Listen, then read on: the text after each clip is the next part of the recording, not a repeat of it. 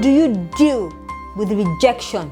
When people reject you or try to reject you and doubt begins to creep in and you begin to doubt yourself, what you need to do is to go back to God and rebuild your confidence.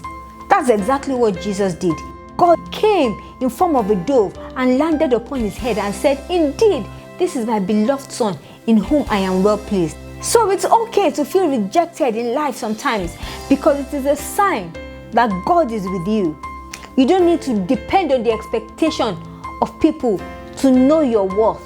Do not wait for people's opinion about you to determine who you are. But you've got to silence every other voice and let God's voice alone be clear to you. Do not wait for your approval to come from men. Imagine men celebrating Barnabas and saying that Barnabas should go free and asking that Jesus himself be crucified. Jesus did not commit any offense, but Barnabas had committed so many offenses. Yet the people were celebrating Barnabas by asking for his freedom, and they were rejecting Jesus by asking for him to be crucified. People commented about him. People said of him, "Can anything good come out of the carpenter's son?" They thought nothing good could come out of you. But at the end of the day, you will get to that point where you will begin to see all the promises of God come to pass in your life. You will reach that breaking point in your life, and all of a sudden, those who rejected you become the people who begin to admire you.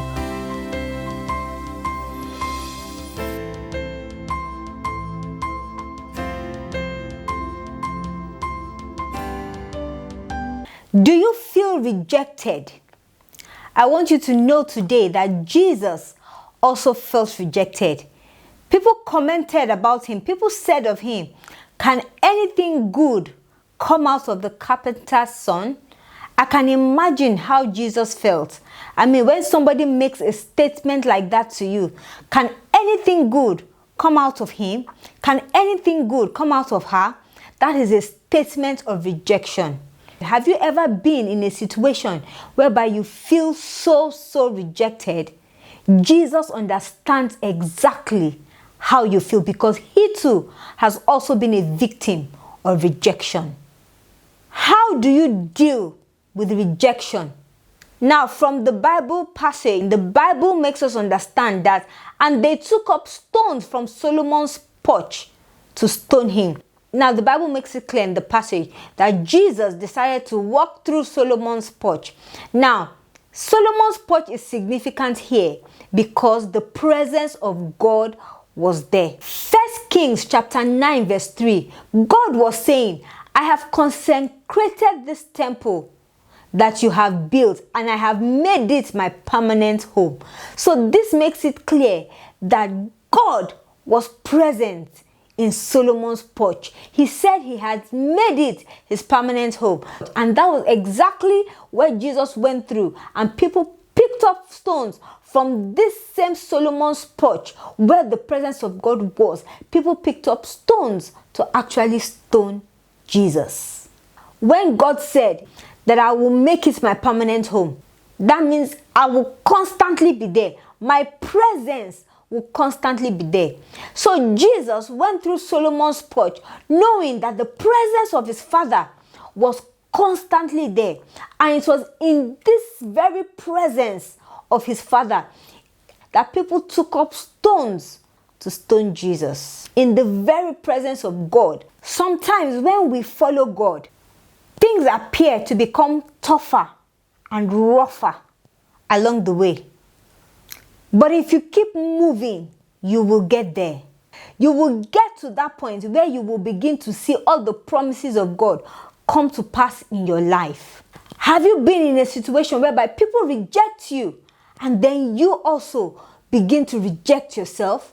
No matter how much people reject you in life, do not reject yourself. You know, sometimes rejection might be actually good for you. Sometimes God allows certain things to happen for a reason. Have you ever wondered why you go to God in prayer and you pray so hard and nothing happens? And as a matter of fact, things are beginning to look worse. Sometimes you get to a point in your life whereby you begin to depend on people's expectation to make you feel good about yourself.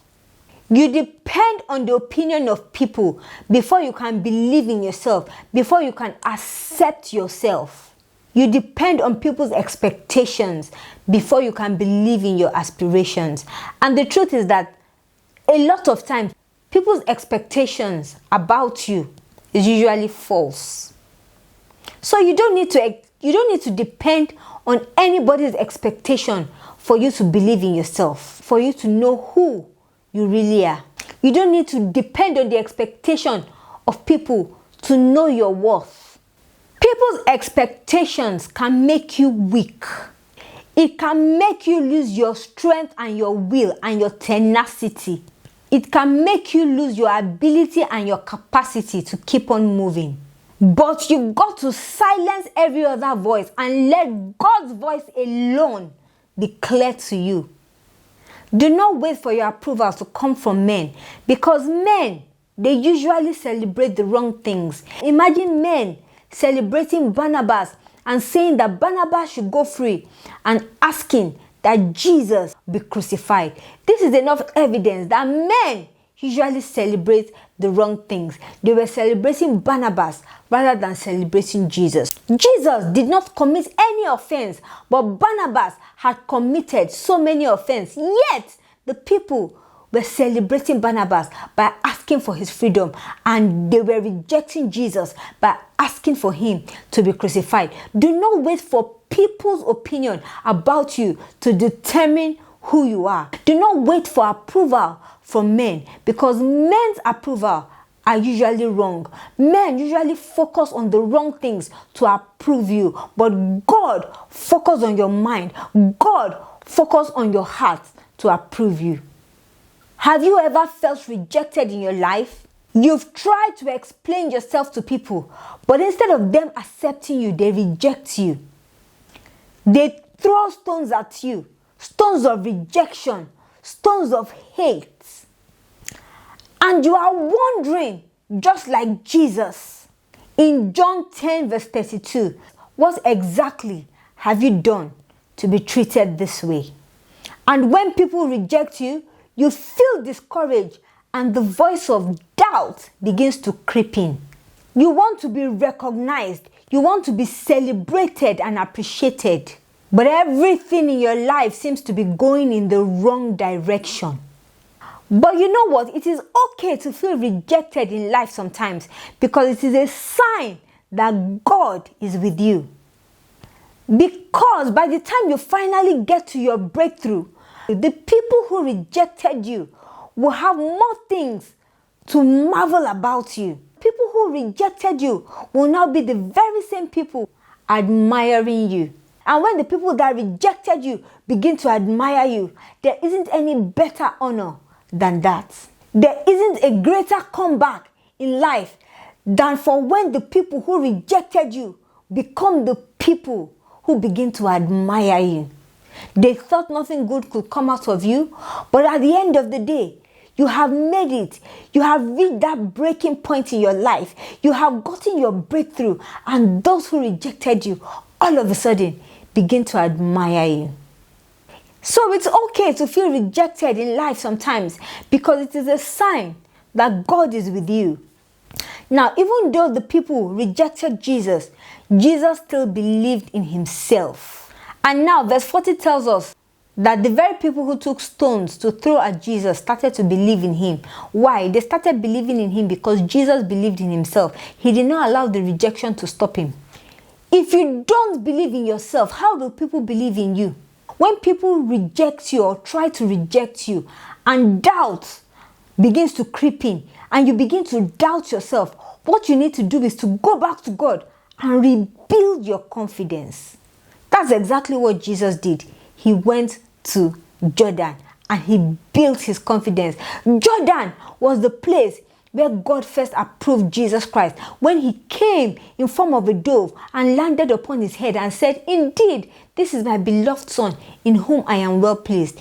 Jesus went to Jordan to regain and to rebuild his confidence, because he had been through a very difficult rejection from the people. The very people whom he came to save, the very people he expected to accept him, were the same ones that were rejecting him.